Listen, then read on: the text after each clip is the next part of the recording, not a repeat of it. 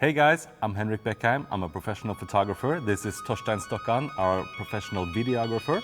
Welcome to our channel. Today we're reviewing the Canon EOS R5.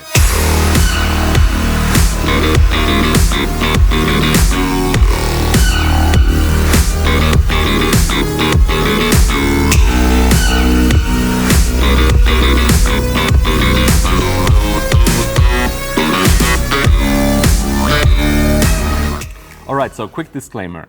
I'm not sponsored by Canon or any other brand, so this is just our subjective review of using the Canon R5 for a week. Today we're here at Lagre Studio, Norway's largest indoor daylight studio. And today we're going to try out the new Canon R5. And with us we have a lot of Canon lenses that I'm really excited to try out in different locations here. We've also been so lucky to bring with us Christiane, a great dancer, and we're going to use the different locations and the lighting to try it out.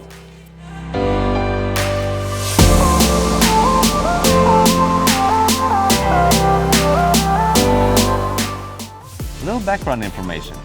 I've been using the Canon 5D series ever since they came out in 2005. I've been using the Mark 1, 2, 3 and 4. If you're a Canon 5D Mark IV user, you're probably wondering, should you upgrade to the Canon R6 or the Canon R5? Now, we've already made a video regarding the Canon R6, so you can check this out on our YouTube page. So today we're going to focus on the Canon R5. So these are my pros and cons for this camera. Now, having used the Canon R6 already, I must say that this camera feels about the same as the R6. The main difference is the resolution of the files. You get so much more detail, and the raw files are actually twice as large. The raw files from the Canon R6 are coming in at approximately 20 megabytes per file, and these files are coming in at 40 megabytes per file. So you get a lot of information in that file, a lot of information for editing your photos. But I must say that generally it feels like the R6, the images looks like the R6, and I think that the value of the camera is really good, but it depends on your usage. The first impression when using this camera was that the viewfinder was so amazing. It's an OLED viewfinder compared to the LCD from the R6, which gives you really nice and natural tones, and it feels like actually looking at an optical viewfinder. So that was a really good experience using that. Some other key differences is that you got the top LCD on top here, which shows you what kind of mode you're in, and the shutter speed and the ISO and the aperture. And also, one of the main differences is, of course, the resolution size of the files. So if you need to print big or you need to have really high detail levels, you should go with the R5. The dynamic range of the camera seems to be on par with the Canon R6. No big differences there. Also, the autofocusing system seems to be about the same. I reviewed the files earlier today, actually, from the latest shoot. And going through them, I would say that approximately 90% of the files are sharp, which seems to be approximately the same as the R6 percentage. Also, the handling of the camera itself feels very natural, especially with the battery grip. Feels like the R6. And I must say that, in general, it's just the big brother of the Canon R6. So it's just as good, same colors, same quality, same dynamic range. It might be different, but I don't have the exact numbers on paper, so this is just my subjective review of it, but it feels about the same, and the files look the same. So what about the cons of using this camera? Well, there are a few points that I want to address. So this camera has twice the file size of the other camera, the R6, so that might be an advantage to you, or might be a disadvantage to you depending on your work and your volume of work. And also, if you want to shoot with two cards that I recommend using, with the backup function, shooting the same file to both cards at the same time, you need to invest in more expensive CF Express cards. So they are at a higher price point, so it's more expensive if you want to shoot to dual cards, of course. Also, it's more taxing on your computer hardware. So you need faster hardware, you need more storage space, and especially if you want to shoot those great 8K raw files in video mode, you need really expensive hardware. So it's more difficult for your computer to deal with. But of course, if you got the money, and you got the interest in that, and your workload or assignments needed, then of course you should invest in it. This Canon R5 camera, with the greater resolution of the sensor, poses greater requirements for your optics.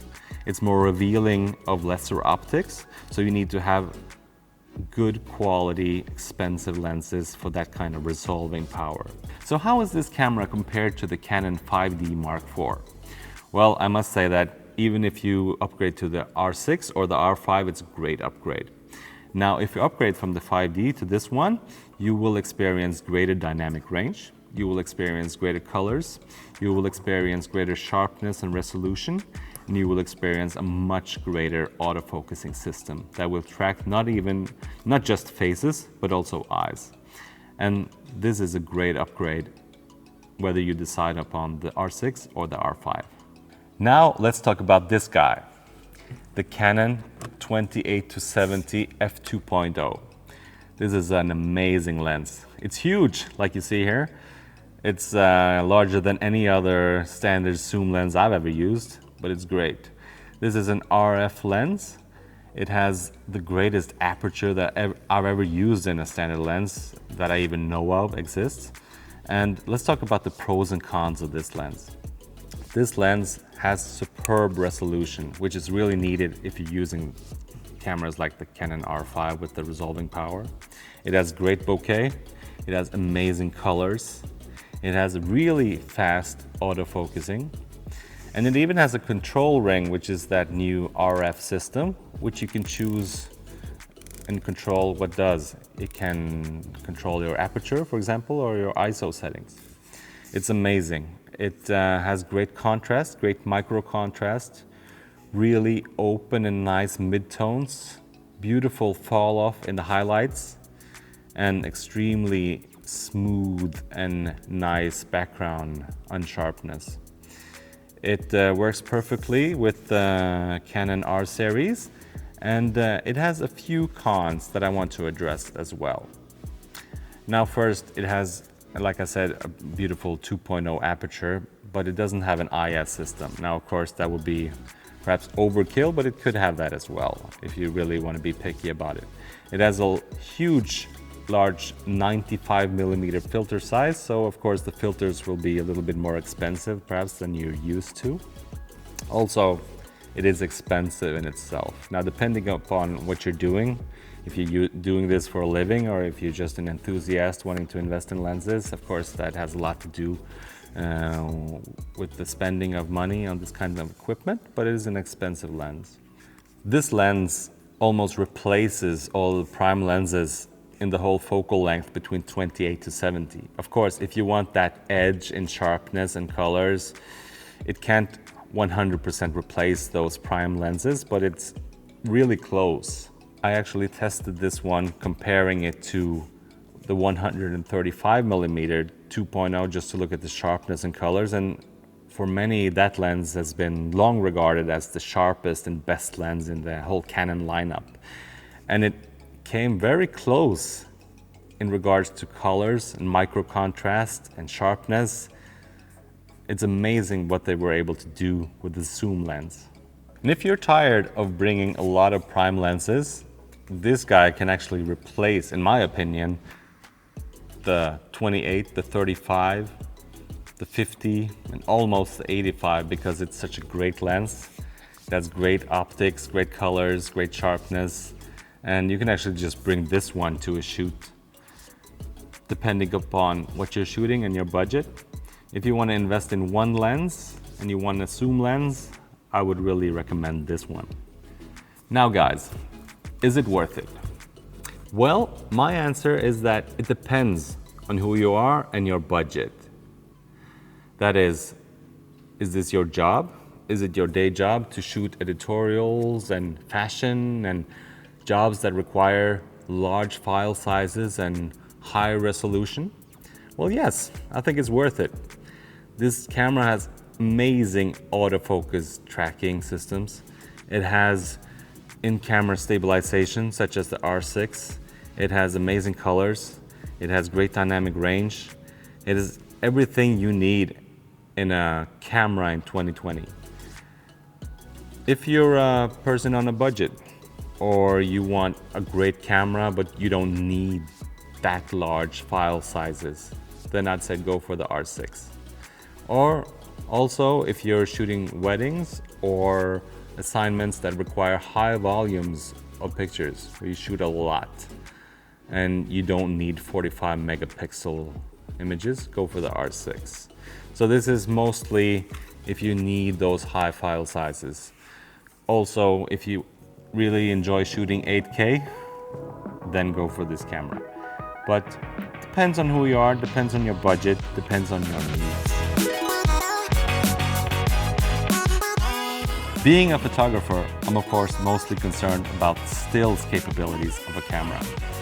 Now, this camera also has amazing video capabilities, so of course we had to try out the 8K and 4K files of this camera. Just look at the footage right here.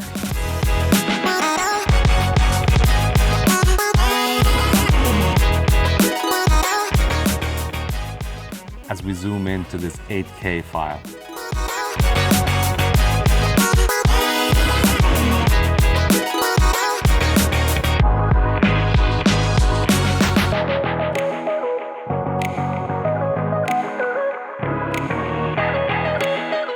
And this is 4K at 100 frames per second.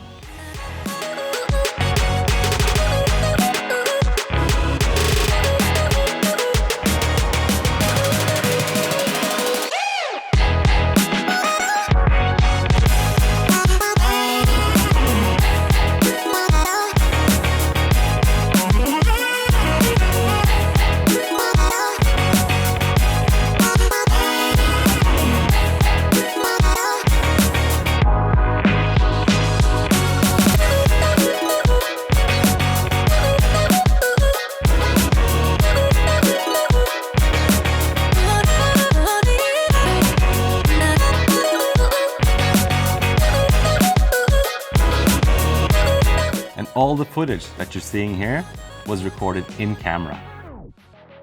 To see the complete footage of those 8K and 4K files from the Canon R5, check out Torstein Stokkan's video channel in the link down below. And to check out more of our dancer Christiana's work, go follow her at Instagram in the link down below. And we want to give a big thanks to Lagre Studios for having us and using their facilities. They were really amazing to us, and I can't think of a better place to shoot daylight footage than Lagre Studios. And also, as always, I want to thank my main man, Torstein Stokkan. You know, we're a two-man team going around, filming, shooting, making these videos, and Torstein is the guy who's making these videos possible. I'm in front of the camera, he's behind the camera, but we're a dynamite crew. We're making these videos, and also if you want us to continue making these videos, make sure to smash that subscribe button right now. Smash the subscribe button. And we'll come back with even more reviews of great gear and photography stuff in the future.